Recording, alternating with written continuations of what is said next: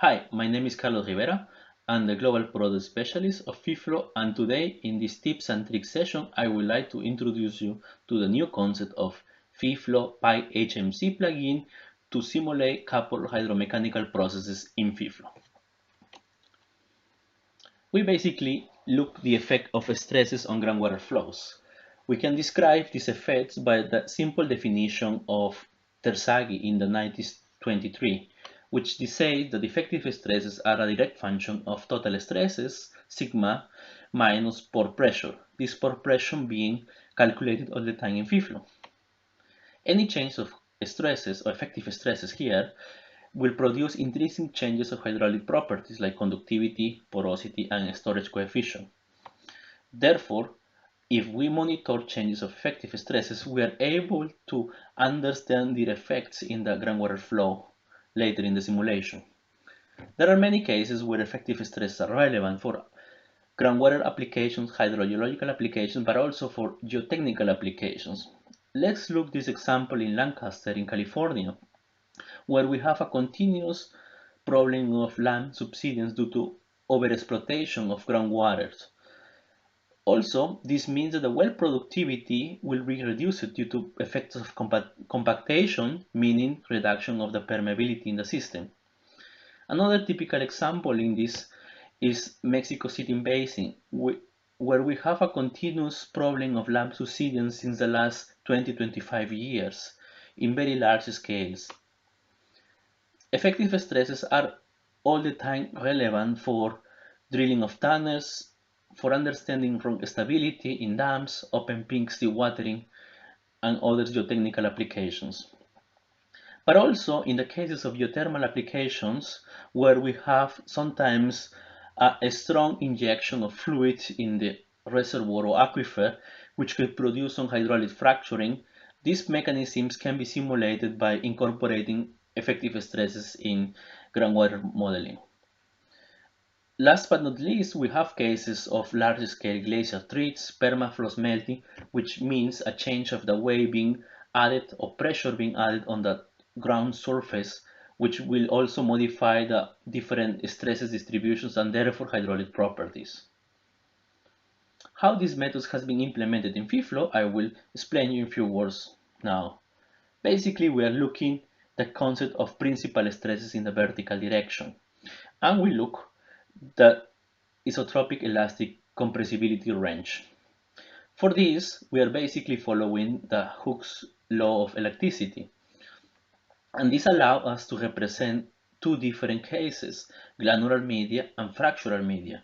For the fractural media, we even have two possibilities. We can add a family of fractures being distributed in the porous media, or we could simulate the effect of effective stresses in individual fractions which are represented in Feflow through discrete feature elements. On top of that, we could also include effects of overburdening on ground surface, for example, glacial retreats, but also the weights of different buildings. Our approach is much flexible considered to other solutions currently in the market because we operate and we add the effects of stress in multiple hydraulic properties like conductivity, porosity, and storage coefficient, and not just in one single parameter. If you like to get more information about this approach, I would recommend you to take a look at these different papers. For simplicity, let's take a look at one of the cases, the granular media. Here you can see our stress model, which has a direct connection with the porosity, phi. Porosity depends on effective stresses, and there is also a significant parameter called Gleiss closure limit, which is a stress factor as well, and this is related to the elastic modules of the medium and the porosity. Looking in the charts, you can see the connection between porosity and effective stresses. Obviously, every time that we add the system to more stresses, the porosity tends to close, and therefore there will be also a reduction of hydraulic conductivity as a function of effective stresses. Knowing this information, we can parameterize using the well-known Kontsevich-Harman equation to define values of conductivity and storage coefficient. Knowing the information now of conductivity and storage coefficient, in a second step we are able to solve the flow problem using this relationship. So we are coupling here equations, especially also if we would like to add overbonding effects. The plugin requires some initial inputs. The main input is the total stress definition, which is very easily estimated depending on the rock densities. You have the help of the Feflow expression editor to easily calculate the total stresses as a function of the nodal depth and rock density. This rock density obviously can vary in space if you like. The hydromechanical plugin comes with a simple and easy to use graphical interface. The plugin is for free and comes together with your Feflow 7.4 license. In terms of input, we require some definitions of stresses, total stresses. This is a nodal distribution in Feflow. Requires some concept of formations of faults. These are based on Feflow elemental selections, so you are free to select what part of the model will be included for the hydromechanical coupling. Saying that, this means that you are able to disconnect parts of your model and not include these ones to the coupling, accelerating the calculations, of course. You can also add specific discrete feature elements if you want to include the effect of effective stresses on these parameters. The plugin gives you some possibilities to associate selections and different parameters. So each selection can have multiple families of fractures if you go for the fractural media, or it will have a set of parameters associated to the granular media.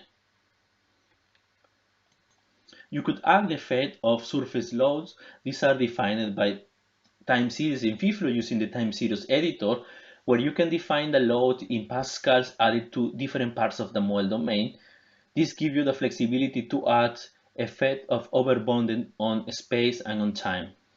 Let's demonstrate the effects of ground settlement induced by a tunnel excavation. For this demonstration, I'm taking the case of the Rowley Tunnel in Switzerland, which has been used for multiple benchmarkings in our case, but in other softwares.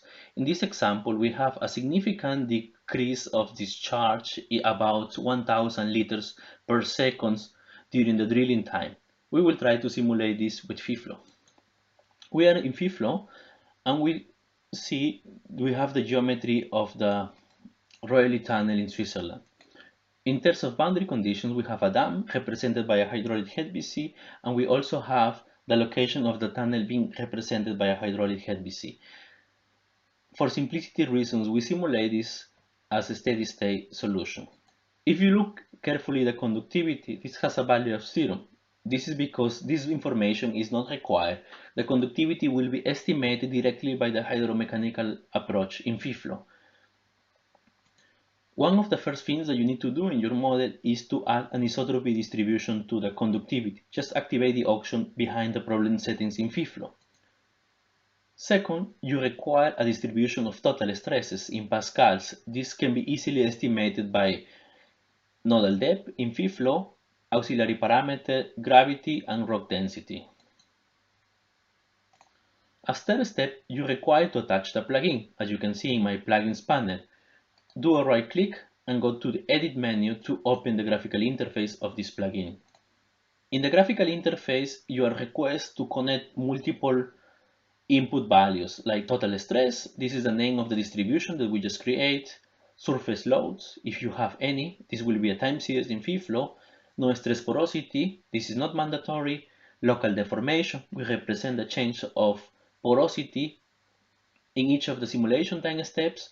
You need to define where this porosity, this change of local deformation can be stored in an elemental selection, and we also have a possibility to estimate compactation, consolidation in meters.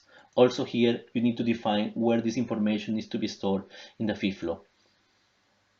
As a next step, you need to define the selections where the hydromechanical processes will happen. I have a selection called rock, and this selection, as you can see, is also exists in my selections panel and represent the entire model area.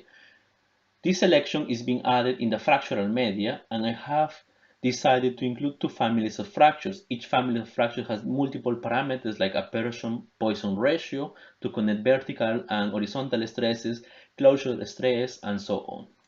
Now I'm ready to start the simulation. I just need to press run to get the results. This is a steady-state solution. It will just take 1-2 seconds to estimate this. Solution is ready, and what I can see if I investigate the distribution of conductivity, let's look K1 AM, which was originally 0, I can see that Feflow has automatically estimated a distribution of conductivity depending on the effective stresses. The same for the vertical conductivity K3M. Let's look now at the distribution of consolidation. We have the distribution called consolidation in meters. We just double click and we can investigate this information. Feflow has calculated the consolidation in each of the nodes, and this depends on the distribution of effective stresses. You can do a lot of things with this information. For example, predict what will be the possible LAMP subsidence along the simulation or in the next 20 or 25 years of model runs. We have this information available for each of the Feflow time steps. In this case, we have only one information because we decide to run the problem as a steady state.